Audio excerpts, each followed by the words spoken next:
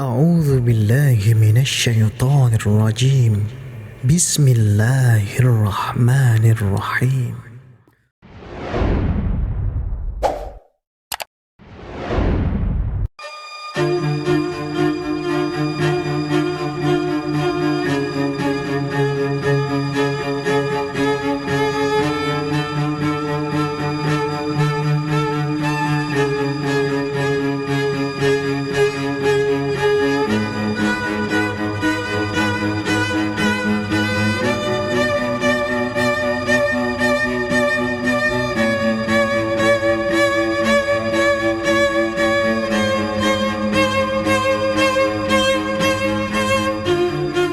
Masonry ini dalam bahasa Belanda ya, di Vrijmetselarij gitu, di padanan katanya itu saya kira.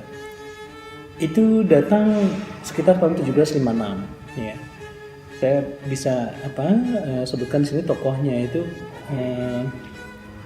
Johan Cornelis Radermacher itu. Dia pemimpin agung pertama di Belanda gitu. Kemudian itu dibawa oleh orang-orang Belanda ya yang memegang jabatan penting di VOC. Jadi kita bisa sebut nama Cornelis Matthäus Radermacher itu. Dia memprakarsai didirikannya loji, ya, loji pertama di Hindia Belanda gitu. Jadi loji pertama itu La Choisy itu dibangun tahun 1762. Jadi kalau misalnya 1756 itu datang ke Belanda, artinya tokohnya dan pemikirannya itu sampai ke Hindia Belanda. Lojinya itu didirikan 1762, jadi hanya berselang beberapa tahun loji itu didirikan. Ini menunjukkan bahwa ketika datang pemikirannya, kemudian dia cepat gitu ya mendapatkan pengikut, karena kemudian mereka bisa membangun loji pertama 1762 itu.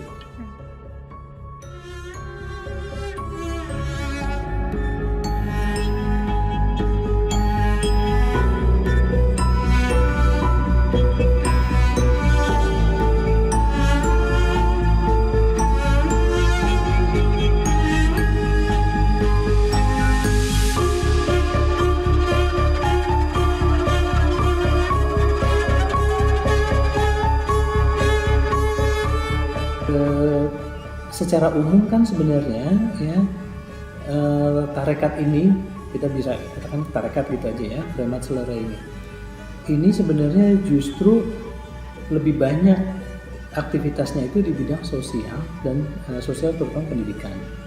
Jadi justru orang-orang ini kalau bisa berderma malah begitu. Ini kalau menurut kita lihat beberapa karya yang sedikit mengutip tentang sejarah Freemasonry itu. Ya. Jadi justru memang orang tadi sampaikan memang harus beragama.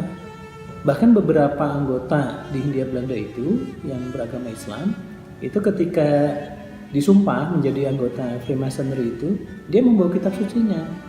Jadi misalnya orang-orang Islam itu bawa Al-Quran gitu.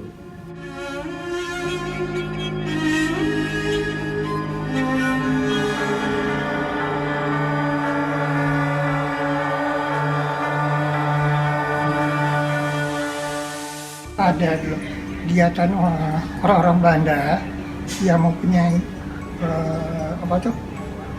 kebatinan ya, macam kebatinan. Dia mengadakan upacara-upacara yang katanya menggunakan tulang belulang. Nah, waktu dibangun tengkorak-tengkorak yang mereka piara tuh dibuang, terus akhirnya dikubur, terus akhirnya nggak tahu kemana.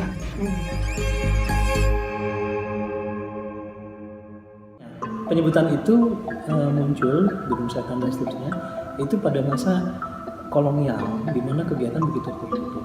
Nah sekarang itu saya kira orang mulai ini ya, setelah tahu banyak tentang apa sebenarnya Freemasonry itu, saya kira lambat laun sebutan itu sekarang hilang harusnya. Jadi kegiatannya tadi pendidikan sosial, itulah mengapa nanti banyak tokoh-tokoh pergerakan, misalnya anggota-anggota Budi Utomo ya, itu sebagian ada yang ikut dalam organisasi ini.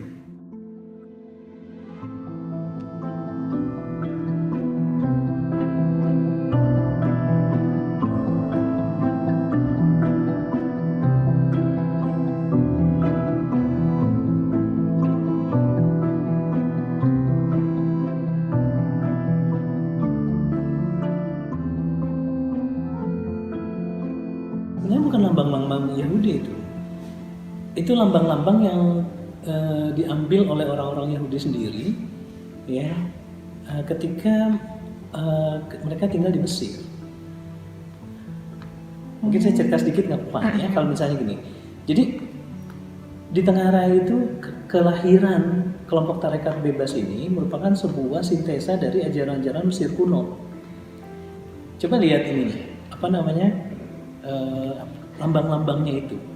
Misalnya apa, mata satu itu, nah, itu matanya Horus itu kan, salah satu dewa Mesir kuno itu. Kemudian jangkanya itu dan seterusnya. Yang kemudian itu menjadi simbol-simbol yang sepertinya itu kita melihat itu ajaran Yahudi, padahal bukan dari ajaran Yahudi. Justru orang Yahudi itu seperti mengambil ajaran-ajaran Mesir kuno dan kemudian seperti apa ya, seperti kemudian milik mereka, padahal nggak demikian tuh.